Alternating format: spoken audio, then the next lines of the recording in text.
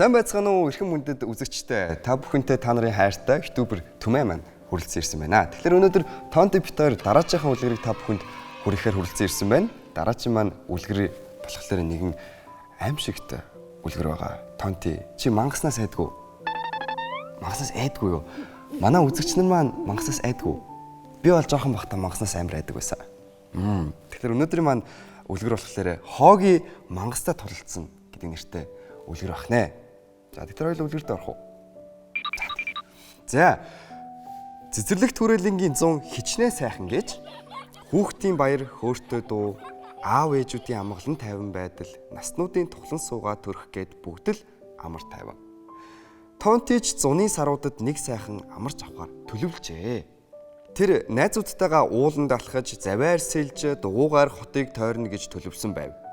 Харамсалтай нь Тонти аяллахын төлөвлөгөөг хойшлуулахаас өөр аргагүй болов гинэ.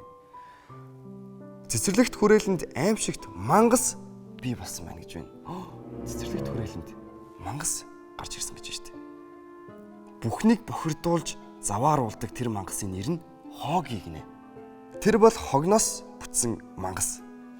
Хаанаас төрж хаагуур яваад ирснийг нь хинч мэдэхгүй. Хоогийн мангас хүрсэн бүхнээ завааруулж цэцэрлэгт хүрээлэнгээр дүүрэн хог тарьж эн тэндгүүн явдаг болвоо. Хоогийн хүрсэн мод цаас, чихрийн ууд, зайрагны сав, ундааны лаазанд дарагдаж суусан сандлынхын дор гялгар ууд цаасан хайрцагнаас эхлээд элдв хог үлдэнэ. Явсан газар болгоно хоогийн мангас маань хог чирж явдаг бахнэ. Цэцэрлэгт хүрээлэнгийн өнгө төрөх өдрөөс өдөрт муухай болсоор байв. Тонти аав ээжээсээ болон сургуульд сурсан бүхнээ хашиглаж үзв. Гэвч хоогийн мангас өдрөөс өдөрт томорсоор л. Эцэстээ цэцэрлэгт хүрээлэнг идэж эхлэв гинэ. Цэцэрлэгт хүрээлэнг маань идээд эхэлсэн биш манай хооги.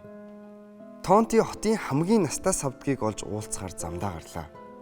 Олон жил Улаанбаатар хотыг сахин хамгаалсан савдаг хотын ойролцоох уулын оройд амьдардаг ажээ.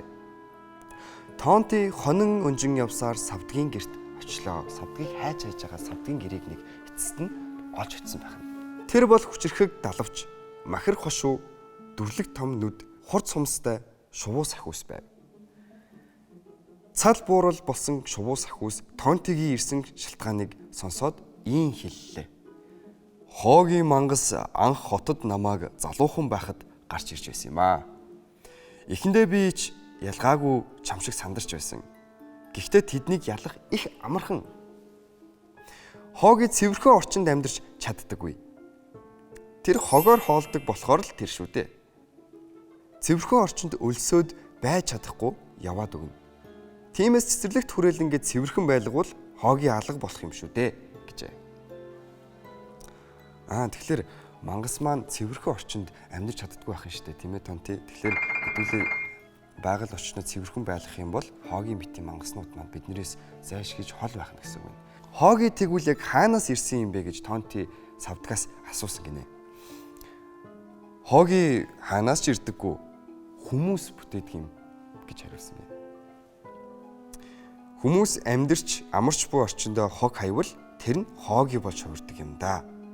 Хүмүүс хоогийг бүтээсэн шигэ түүнийг бас устгаж чадна хэмээн хэлжээ.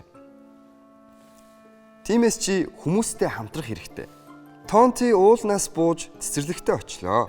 Тэгээд хоогийг устгах уриалга зурж, жив будаж, вааг, миу хоёр цэцэрлэгт хүрээлэнгээр тараав. Уриалга дээр ингэж бичжээ. Цэцэрлэгт хүрээлэнд аимшигт мангас хоогийн ирснийг та бүхэн мэднэ. Хооги бол хогоор бүтсэн мангас. Бид хог хойсаар байвал хоогийн удахгүй цэцэрлэгт хүрээлэн бүхлээр нь залгина. Тиймээс цэвэрч байж хоогийн мангасыг устгая хэмээжээ. Найзууд уриалгаа мод, сандал, сүүдрөвч тоглоом дээр хүртэл наав. Маргааш нь үзвэл хоогийн өнөөх зарыг бүгдийг нь идчихсэн байлаа гэж байна. Одоо найзуудад өөр мэрэгэн санаа хэрэгтэй. Хоогийн хизээч идэж чадахгүй зүйлийг оллоо гэж Миу хэлв. Юу юм бэ? Хоогийн үгийг идэж чадахгүй. Тиймээс бүгдээрээ хүмүүст өөрсдөө хэлэх хэрэгтэй гэжээ. Яг тийм гэж найзууд зөвшөөрөөд цэцэрлэгт хүрээлэнд амархаар ирсэн хүмүүстэй уулзаж хэллээ. Хүмүүс хог хаяхгүй бол хооги хоолгүй болно. Хоолгүй болвол удахгүй цэцэрлэгт хүрээлэнгээс явна.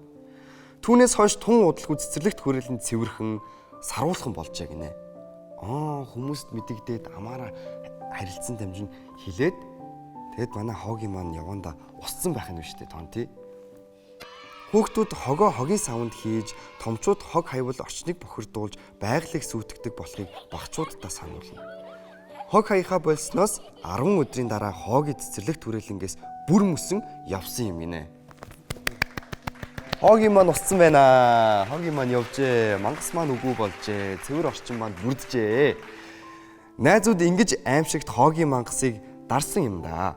Найзууд гэдэг зөвхөн Тонти, Жив, Миу, Вагнер биш шүү. Цэцэрлэгт хүрээлэндээ хайртай, тэнд амрах дуртай хүн бүр хогны мангасыг ялсан билээ. За тэгэхээр өнөөдрийн маань үлгэр ийм гоё үлгэр жишээтэй бос хүмүүсийгээ байгаль орчиндөө хайртай байцгаа гэдгийг ингээд хүмүүстэй түгээсэн гоё үлгэр байна гэж би бол бодож байна. Тонти чамд үлгэр нь таалагдсан уу?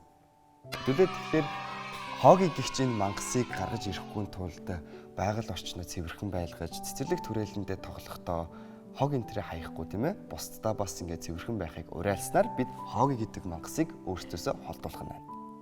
За тэгэхээр Тонти бит хоёрт маань үлгэр маань үнэхээр их таалагдлаа. Тэгээ та бүхэнд ч гэсэн үнэхээр их таалагдсан байх гэж бит хоёр найдаж байна.